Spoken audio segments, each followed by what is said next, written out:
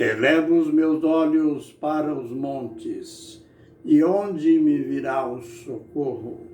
O meu socorro vem do Senhor que fez o céu e a terra. Salmo 121, versos 1 e 2. Ministério Pão Vivo, direto ao assunto. Quando estudamos as Escrituras, principalmente dentro do cenário apostólico, nós temos que aprender ou ficarmos sempre atentos a detalhes. Note que Pedro, numa mensagem, digamos, curta, ele foi detalhista.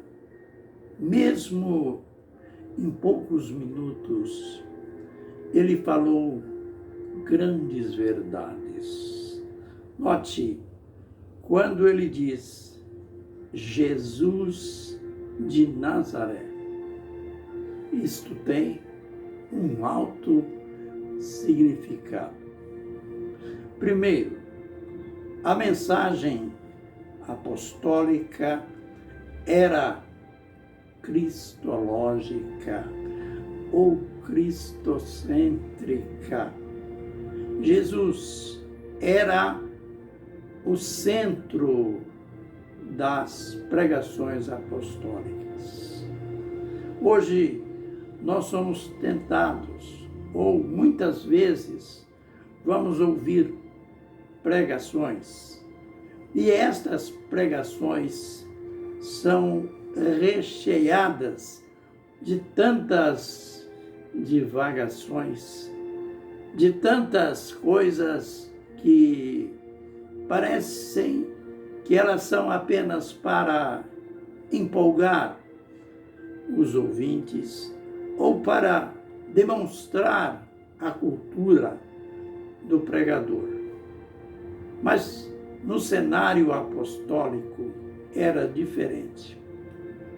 Cristo era o centro da pregação ou das pregações deles.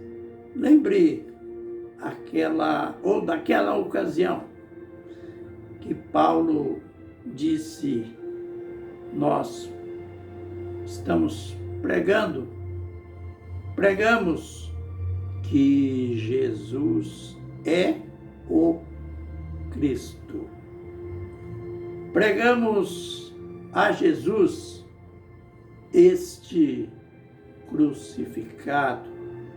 Ele disse numa outra ocasião: os judeus pedem sinais, os gentios buscam sabedoria, mas nós pregamos a Cristo, este crucificado. E deu ali mais outros detalhes. Pedro, aqui na casa de Cornélio, ele começa chamando Jesus de Nazaré. Por quê? Pedro já tinha falado outras vezes. Exemplo, no dia do Pentecoste, quando ele foi pregar aquela mensagem explicativa sobre aquele acontecimento, ele qualificou Jesus como Jesus o Nazareno. É lógico, Jesus não nasceu em Nazaré. Jesus nasceu em Belém, mas ele foi criado em Nazaré. Nazaré era um lugarejo, digamos assim. Quem sabe 250 a 300 habitantes, que na cultura de hoje nós diríamos que era um distrito. Jesus foi criado ali. E por esta razão, ele ficou conhecido como Jesus de Nazaré. Mas temos ainda outras lições nessa questão aqui. Jesus de Nazaré. Nunca podemos esquecer que Jesus tinha as duas naturezas. Existem aqueles movimentos que negam a divindade de Jesus, dizendo que Jesus era sim um grande mestre. Outros que ele era ou foi um grande médium. E dentro da hierarquia celestial, ele era um super-anjo. Ele estava acima de um arcanjo. Tudo isto é mentira. Tudo isto faz parte da negação que se tem, que se divulga da divindade de Jesus. Não podemos esquecer que o Jesus de Nazaré, o Jesus que pregamos, que ensinamos, que cremos, ele tinha as duas naturezas. Ele era homem, sim, mas ele era Deus também. Aliás, nas suas origens, na sua natureza, ele era Deus.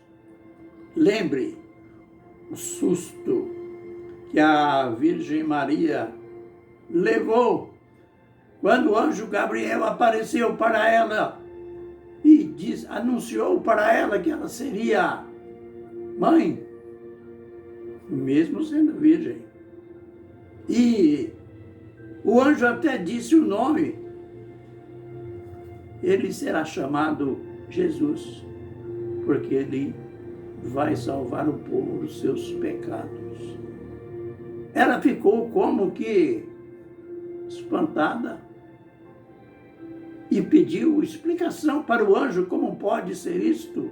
Pois eu não conheço homem algum. Dizendo numa linguagem mais clara, eu nunca tive relação sexual com homem algum.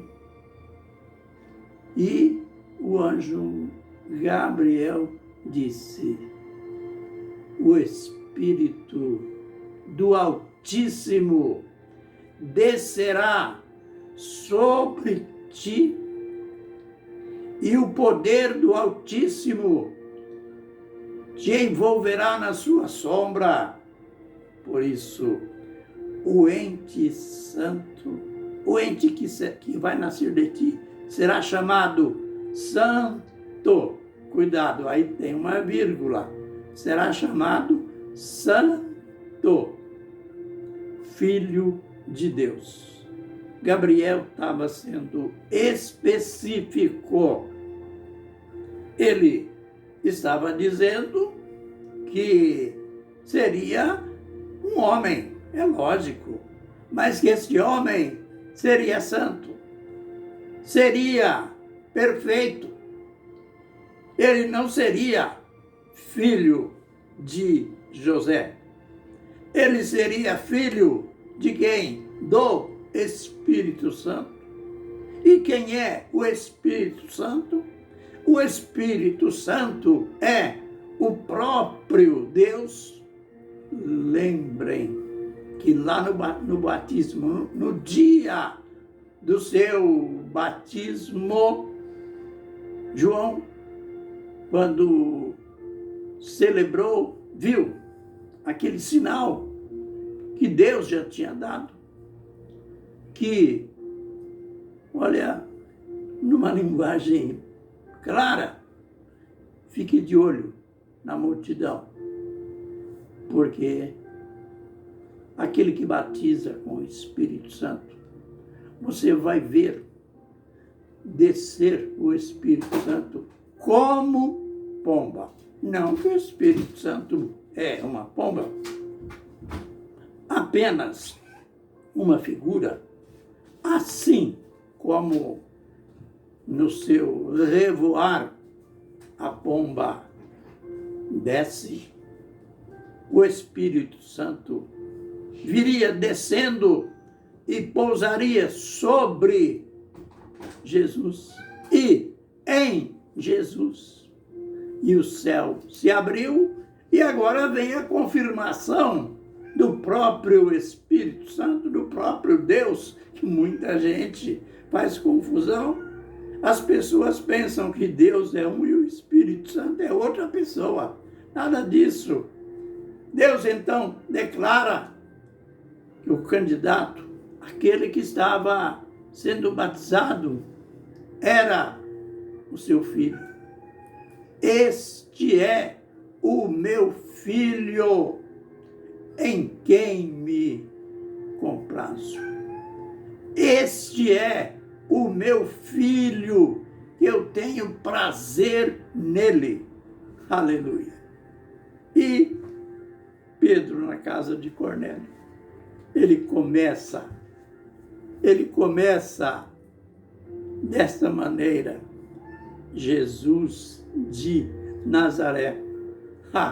Quantos pregadores que ficam falando de escritores, falando da patrística, exaltando a patrística, isto é, os grandes pregadores, os grandes teólogos do primeiro século. Não, nós temos que exaltar o princípio apostólico. Atos 2, 41. Depois daquele grande batismo de quase 3.000 pessoas, o relato: perseveravam na doutrina dos apóstolos. Vamos, a gente termina aqui, mas com esta lição: Cristo deve ser o centro das nossas pregações, do nosso ensino, da nossa fé.